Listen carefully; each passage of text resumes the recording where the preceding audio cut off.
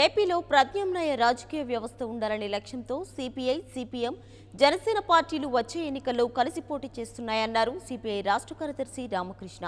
రాయలసీమ కరువుపై ప్రభుత్వం నిర్లక్ష్య ధోరణి ప్రదర్శిస్తోందని మండిపడ్డారు. పవన్ కళ్యాణ్ అవినీతి రహిత పాలన కోసం పాటుపడే వ్యక్తి కాబట్టే జనసేనతో కలిసి ముందుకెళ్తున్నామన్నారు. రాయలసీమని రతనాల సీమ చేస్తామని కేంద్ర రాష్ట్ర ప్రభుత్వాల పెద్దల మాటలు ఒట్టి మూటలుగానే మిగిలిపోయాయని చెప్పి కూడా ఇప్పటికే కూడా రాయలసీమలో ఏర్పడినటువంటి కరువు పైన ఏ ఒక్క నాయకుడు కూడా ఇప్పటివరకు స్పందించిన సందర్భాలు లేవు. దశాబ్దాలుగా పార్టీలు మారినప్పటికీ కూడా స్వంత రాజకీయ స్వలాభాల కోసమే రాజకీయ నేతలతో కూడా పోటీ పడుతున్నారని చెప్పి కూడా నాయకులు విమర్శిస్తున్నారు. సిపిఎం, సిపిఐ, జనసేనతోనే ప్రత్యామ్నాయ రాజకీయాలతోనే రాష్ట్రంలో అభివృద్ధి జరుగుతుంది, రాయలసీమలో రైతులు బాగుపడతారని చెప్పి కూడా ఒక సభలో ముఖ్యంగా చెప్పడం జరిగింది. ప్రస్తుతం మనతో పాటు సిపిఐ రాష్ట్ర కార్యదర్శి రామకృష్ణ ఉన్నారు. వాళ్ళతో మాట్లాడే ప్రయత్నం చేద్దాం. సార్ చెప్పండి సార్, రాయలసీమలో కరువుపై దశాబ్దాలుగా కూడా నాయకులు ఎటువంటి పరిష్కారాన్ని కూడా స్పందించిన పరిస్థితి లేదు. అయితే రాబోయే రోజుల్లో సిపిఎం, సిపిఐ, జనసేన పార్టీ పాత్ర ఎలా ఉండబోతుంది? వాళ్ళ మూడు పార్టీల ఆధ్వర్యంలో ఒక నూతన రాజకీయ ప్రత్యామ్నాయాన్ని ఈ రాష్ట్రంలో తీసుకురావడానికి ప్రయత్నం చేస్తూ ఉన్నాం. ఇవాళ రాయలసీమలో వెనుకబాటుతనం గురించి, కరువు కాటకాల గురించి, అదేవిధంగా ఈ ప్రాంతంలో పెరిగిపోతున్న వలసల గురించి, వీటన్నిటిపైన కూడా ఒక సమగ్రమైన అవగాహనతో మేము ముందుకు పోతా ఉన్నాం. జనసేన అధినేత పవన్ కళ్యాణ్, సిపిఐ, సిపిఎం మూడు పార్టీల ఆధ్వర్యంలో విశాఖపట్నంలో ఈ అంశాలపైన ఒక సదస్సు కూడా మేము నిర్వహించుకున్నాం. అనేక అంశాలపై లోతుగా మేము చర్చించుకున్నాం. ప్రత్యేకించి భూసేకరణకు సంబంధించి, ట్రైబల్ ఏరియాస్లోని గిరిజనుల సమస్యల గురించి, వెనుకబడిన ప్రాంతాలకు సంబంధించిన సమస్యలపైన మాకు స్పష్టమైన అవగాహన ఉంది.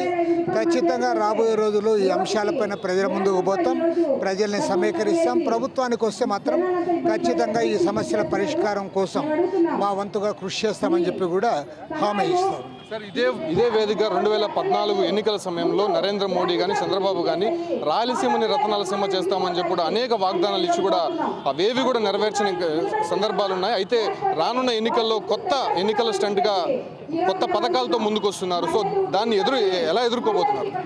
ఇవాళ చంద్రబాబు నాయుడు గారిని ప్రజలు నమ్మే పరిస్థితిలో లేరు. ఎందుకంటే 2014 ఎన్నికల్లో ఏవైతే వాగ్దానాలు చేశారో ఆ వాగ్దానాలు నెరవేర్చకుండా కొత్త వాగ్దానాలతో మళ్ళీ ముందుకు వస్తూ ఉన్నారు. అదేవిధంగా కేంద్రంలో అధికారంలో నరేంద్ర మోడీ ప్రభుత్వం గత 4.5 సంవత్సరాలుగా మన రాష్ట్రానికి అన్ని రంగాల్లో కూడా అన్యాయం చేశారు. పార్లమెంట్లో చేసిన చట్టాలను కూడా గాలికి వదిలేశారు. ప్రజాస్వామ్యం పైన ఏమాత్రం నమ్మకం లేదు. రాష్ట్రానికి ప్రత్యేక హోదా ఇవ్వలేదు. విభజన హామీలు ఏ ఒక్కటి కూడా నెరవేర్చలేదు.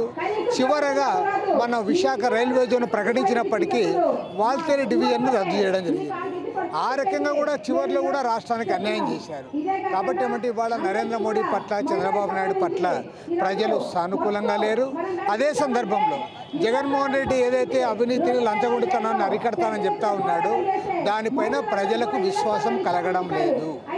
కాబట్టి ఈ రాష్ట్రంలో అవినీతి లేని పరిపాలన కావాలన్నా, ట్రాన్స్పరెన్సీ కొనసాగాలన్నా, సామాజిక న్యాయం, సమాజంలో అట్టడుగు వర్గాలు, దళితులు, గిరిజనులు, వెనుకబడిన కులాలు, అదేవిధంగా మైనారిటీలకు న్యాయం జరగాలంటే ఖచ్చితంగా జనసేన, సిపిఐ, సిపిఎం కలిసి అధికారంలోకి రావాలి.